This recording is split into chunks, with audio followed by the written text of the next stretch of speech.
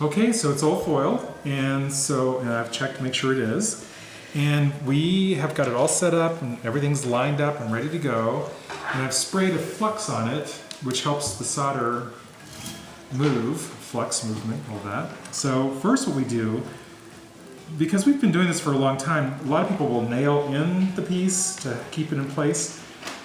But because we've been doing this for a long time, what we'll do is we'll set it up, and especially if it's not a commission piece that has to fit in a specific opening, what I'm going to do is just tack corners to hold it in place.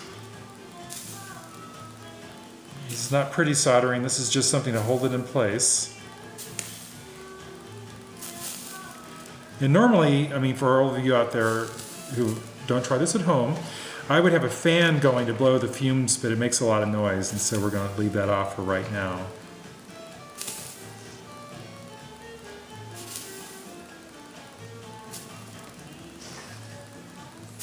So I'm very carefully just putting the solder down and then lifting straight back up as opposed to sliding it around.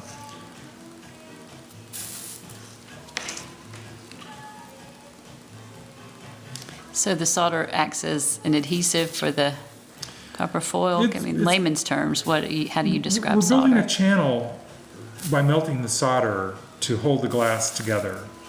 There's two basic ways of constructing stained glass, and one of them is leading, where you use lead cane, which has a channel that the glass fits into. But this, what we're doing is by having this copper down, and the solder will melt to the copper, it won't melt to the glass. It won't stick to the glass, but it will stick to the copper. By melting all this solder on here, we're forming a channel that the glass sits in. And then I'll do this on the front and the back, and all this channel that we made then will hold the glass in place.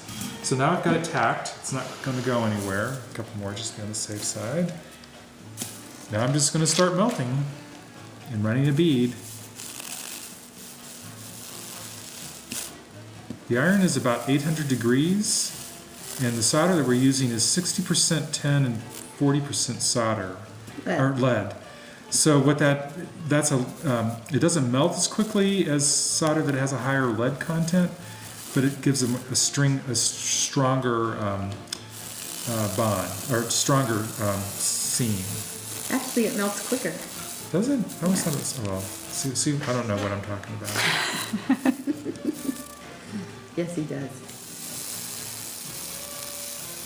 The reason you foil first is that solder only sticks to metal. And this is sometimes called the Tiffany method of constructing stained glass, because it was first used in the Lewis Comfort Tiffany studios. And most of the women who did most of the people that did the work were women, because they didn't have to pay them as much. And it's very labor intensive. The person in charge of the glass studio was a woman too.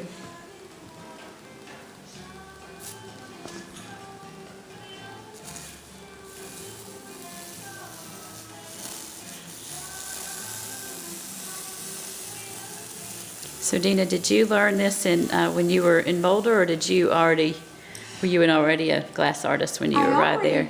Yeah, I already knew how to do it. I first learned how to do it when I lived in New Jersey, and that was in 1971, and it was when everybody was taking a craft class.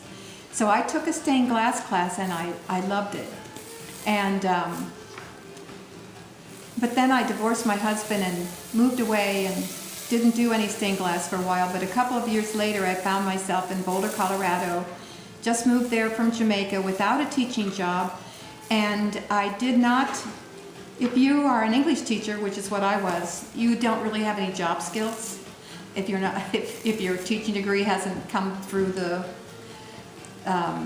pipeline for Colorado yet. So I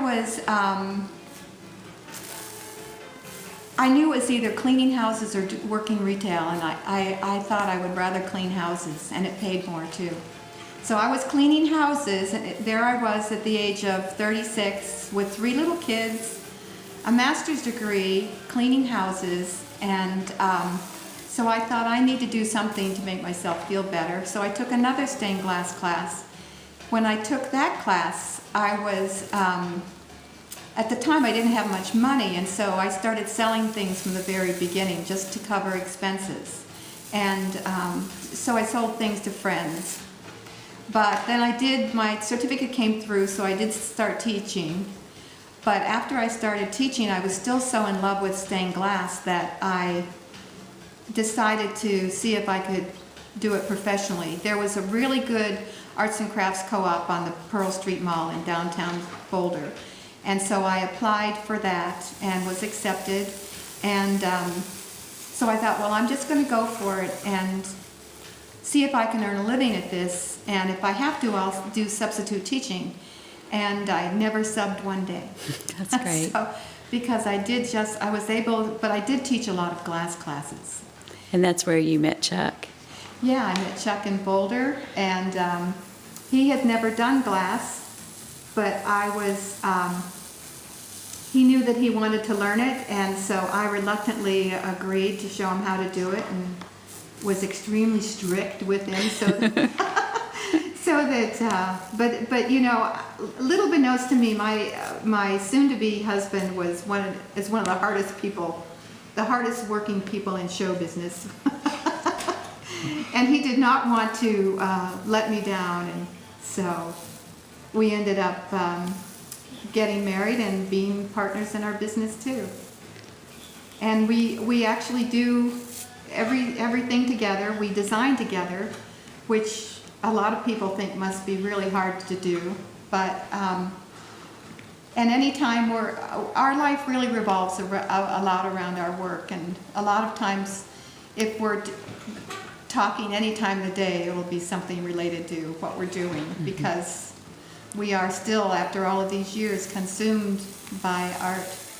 And even though we figure we earn maybe $11 an hour, we make up for it by working a lot of hours. And you're doing what you love. And we're doing what we love in a beautiful place with lots of... Tell me the name of your, just for the video, the name of your business. And the name of our business is Selena Glass and Metal, and the name came from the ancient Greek goddess of the moon, who was Selene.